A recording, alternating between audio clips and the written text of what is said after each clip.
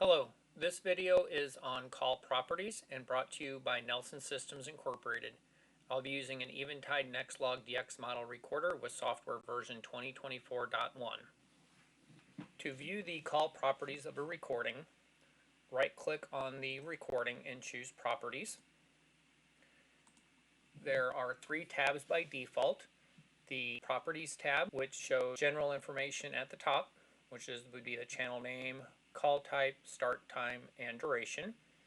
And then type of call, this was a phone call, caller ID, DTMF, direction if we have that, the calling party information, if it is protected or not protected. If it is protected, there'll be a check mark in the box, and if not, it'll be blank. And then some additional information. The record ID is the database ID for that recording.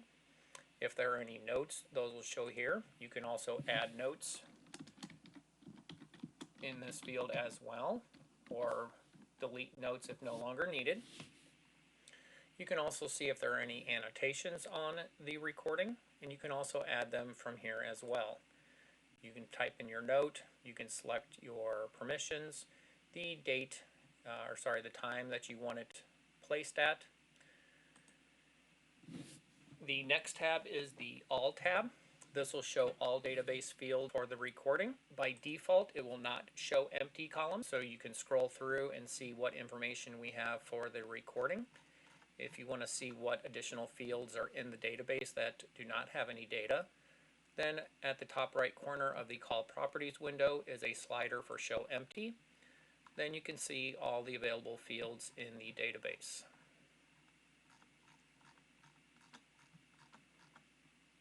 The History tab will show any call access, be it for playback, protected, unprotected, exporting as a file, or exporting to CD. You can also add additional tabs to your call properties depending on what other integrations you may have on your recorder. To add additional tabs to the call properties window, you will go up to Tools, Edit Call Properties, which will open up your call property window again, but you'll have two extra icons in the top right corner, a plus sign and a gear icon. The gear icon will allow you to reconfigure existing tabs if applicable. Otherwise, it will give you an error saying that the tab cannot be modified. So if we click on our History tab and then our gear icon, it'll say this tab is not editable. Alright, so we are going to add a new tab. On this particular recorder, we have a Rapid SOS integration and Annie integration. So we will take advantage of that extra data and create new tabs. So we'll click on the plus sign.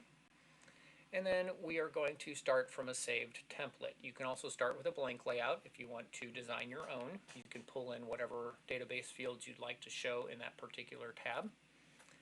So for this one though, we're going to drop this down and choose Rapid SOS and click OK. And now we have two of the general fields that it's going to show. It automatically adds those. But now we need to add the Rapid SOS data field. So we'll click on New Section. It will add a line. Click on the pencil to edit. And then the layout, you can change the layout to different columns. But for this one, we're going to select Rapid SOS. And that will add in the Rapid SOS group, which will have all of the fields in the Rapid SOS. We can move this tab around. So if we slide this down, the arrows will move this tab to the left or the right. So right now you can see in there it'll be after the History tab. We want to go ahead and move this over a little bit. That way it's one of the first tabs visible. If you click the little question mark here, it will let you know what these different buttons do. And also once you have this configured, you can use the up arrow to the right to export the current tab layout to all of your users. So once it's set up, we can do that. So we'll go ahead and do that here. So I'll click that, and it has now saved that for all the other users. And then we'll click OK. So now we have our Rapid SOS tab. You can see we have our general information here that it adds. And then as we scroll down, we'll see all the additional Rapid SOS fields. Same information that is in your Properties tab. I'm sorry, in the All tab, but this way you don't have to scroll through and locate everything. You have an individual tab for just your Rapid SOS data. If we click the gear icon, we can't edit that, so I am going to change the capitalization. And if you wanted to change any of these other fields, you can. You can move them up and down or remove them. For now, I'm just going to click OK again, and we've changed the title of that tab. I want to also add our Annie Alley tab, so I'm going to click the plus sign again, drop this down. We can choose location, click OK. We get our general location ones here. We can do new section, click our pencil, go back to our layout, and now we can add our Annie Alley group. And change this now to Annie Alley, or whatever name you would like to choose.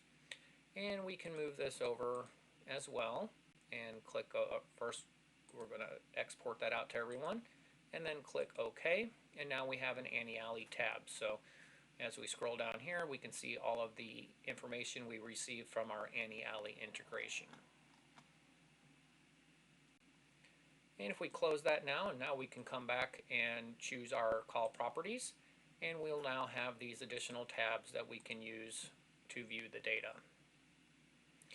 If you want to embed this into your results list, click the minus sign, and that will dock it to the right of the results list and the timeline down at the bottom. And now, as we click through our different recordings, we can see that tabs stay open, and if it has the data, you can see it will fill in as we click. So that way, if you're looking for a particular call or some particular information, you can leave that open while you click through your recordings in your results list. If you want to expand that out into a separate window, click the plus sign. And then you can also close it by clicking the X.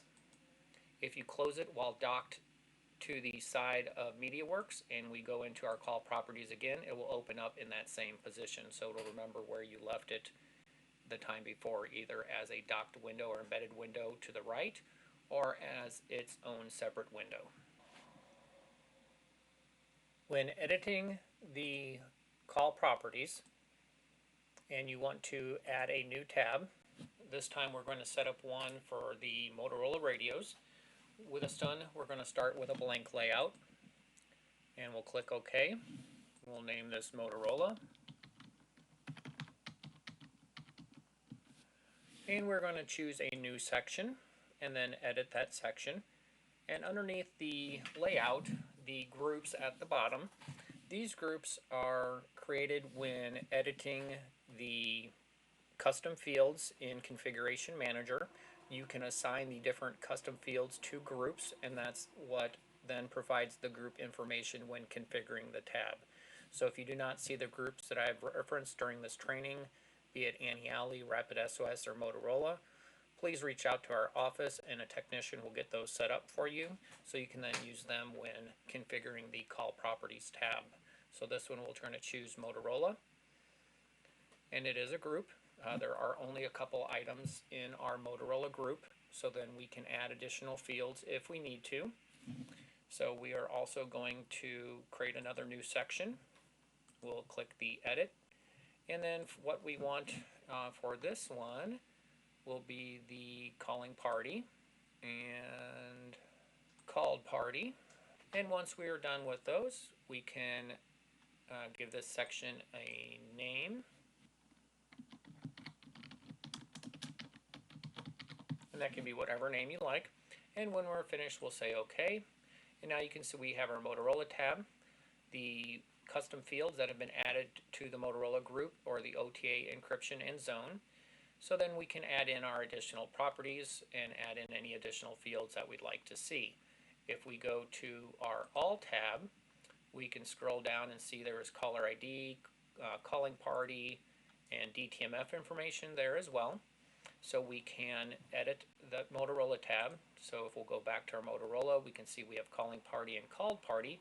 Called party doesn't have anything though, so we need to add in our DTMF and caller ID. Sorry, DTMF will be the channel name, so we'll add in caller ID, Let's edit this one now. So I'll click our little gear, and then we can edit the additional properties, and we can look over here. Our called party did not have anything, so we can remove that one.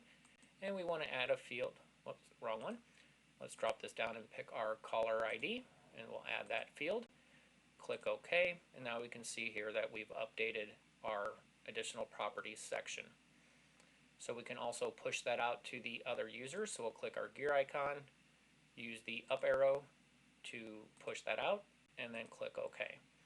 And then you can always, again, move these around if we want to. So let's move that one over a little bit, and we can have those set up again as we want.